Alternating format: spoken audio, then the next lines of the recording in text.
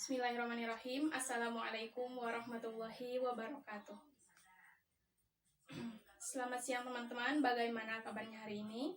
Perkenalkan, nama saya Syaidatun Nisa dari jurusan Pendidikan Bahasa Arab semester 4 di IAIN Syekh Nurjati Cirebon. Pada kesempatan kali ini, saya akan menyampaikan sebuah topik pembahasan dalam mata kuliah metodologi pengajaran bahasa Arab, yaitu tentang metode aural oral atau thoriqah sam'iyah syafawiyah. Seperti biasa, teman-teman bisa melihat layar di sebelah kiri saya. Nah, kita akan membahas 5 pembahasan pada kali ini. Yang pertama yaitu latar belakang munculnya metode sam'iyah syafawiyah. Kemudian landasan teori metode sam'iyah syafawiyah. Yang ketiga, karakteristik metode sam'iyah syafawiyah atau aural oral ya. Kemudian yang keempat, tujuan metode sam'iyah syafawiyah. Dan yang kelima, implementasi metode sam'iyah syafawiyah. Langsung saja kita ke pembahasan yang pertama, yaitu mengenai latar belakang munculnya metode sam'iyah syafawiyah. Di sini ada beberapa poin.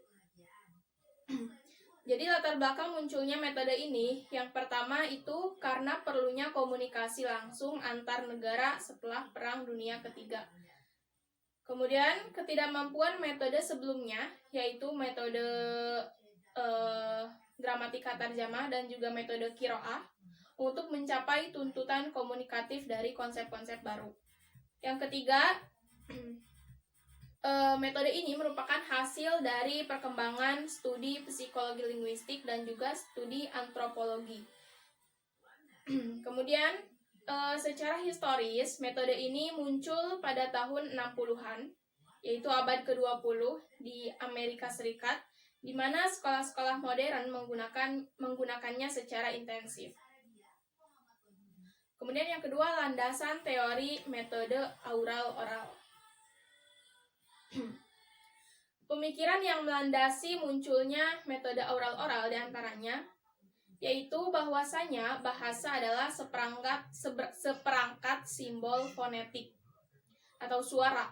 Oleh karena itu, pengajaran bahasa harus dimulai dengan memperdengarkan bunyi-bunyi bahasa dalam bentuk kata ataupun kalimat dan kemudian mengucapkannya. Yang kedua, bahasa adalah kebiasaan, yang mana suatu kebiasaan ini suatu perilaku akan menjadi kebiasaan apabila diulang berkali-kali. Oleh karena itu, pengajaran bahasa harus dilakukan dengan teknik pengulangan atau repetisi. Yang ketiga, karakteristik metode aural oral. Di antaranya, bahasa adalah gejala lisan yang terucap dan tidak tertulis, seperti tadi sudah disebutkan. Kemudian juga bahasa itu berbeda antara satu dan lainnya. Setiap bahasa memiliki sistemnya tersendiri untuk mengungkapkan segala ide atau pikiran. Yang kedua, bahasa adalah kebiasaan atau tingkah laku yang diperoleh dengan cara yang sama dengan adat atau kebiasaan tingkah laku lainnya. Kemudian bahasa juga dapat diperoleh melalui stimulasi atau pengulangan, mengikuti, mengulangi, dan memberikan penguatan bagi unsur-unsur bahasa. Karakteristik selanjutnya yaitu bahasa adalah bahasa yang digunakan oleh penutur asli dalam kehidupannya sehari-hari. Kemudian dalam mengajarkan bahasa, pengajar hendaknya mengajarkan bahasa itu sendiri. Tidak dibenarkan mengajarkan pengetahuan tentang bahasa. Kemudian dalam mengajarkan unsur bahasa, pengajar hendaknya menyajikan secara gradual atau berangsur-angsur dalam memberikan contoh bahasa dalam mengajarkan keahlian. Kemudian contoh-contoh latihan dibuat dengan beragam bentuk, mulai dari pengulangan kata, mengubah, mengganti, menjawab pertanyaan-pertanyaan, dan lain sebagainya. Yang keempat, tujuan metode sam'iyah syafawiyah. Tujuan umumnya yaitu agar siswa dapat memahami dan mempraktekkan ujaran percakapan berbahasa Arab, baik dalam aktivitas sehari-hari maupun dalam forum resmi.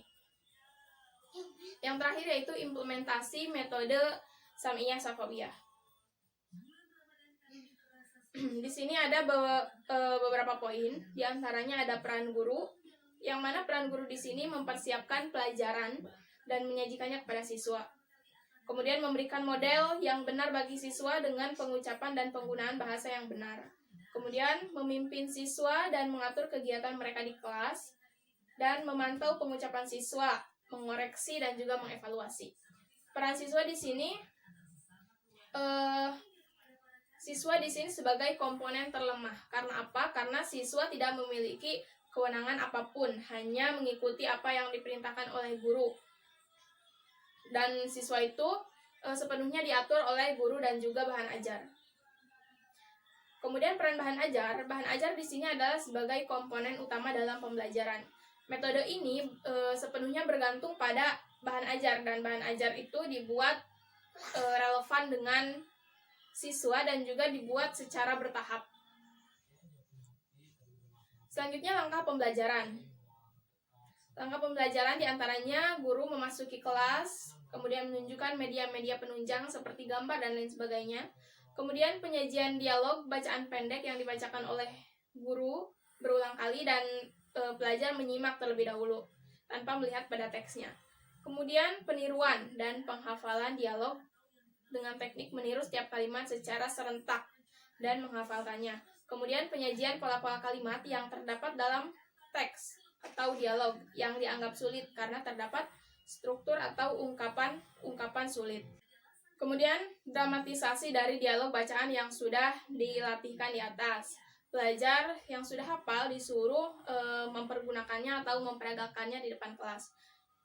Kemudian pembentukan kalimat-kalimat yang sesuai dengan pola kalimat yang sudah dilatihkan. Yang terakhir yaitu evaluasi. Evaluasi di sini dilakukan oleh guru dengan memberikan tugas yang dikerjakan di rumah. Dalam hal ini pelajar disuruh berlatih kembali dengan menggunakan pola-pola yang sudah dipelajari. Ya, mungkin itu teman-teman yang bisa saya sampaikan di sini. Singkat saja karena waktunya terbatas. Terima kasih atas perhatiannya. Wabillahi taufiq wal hidayah. Wassalamualaikum warahmatullahi wabarakatuh.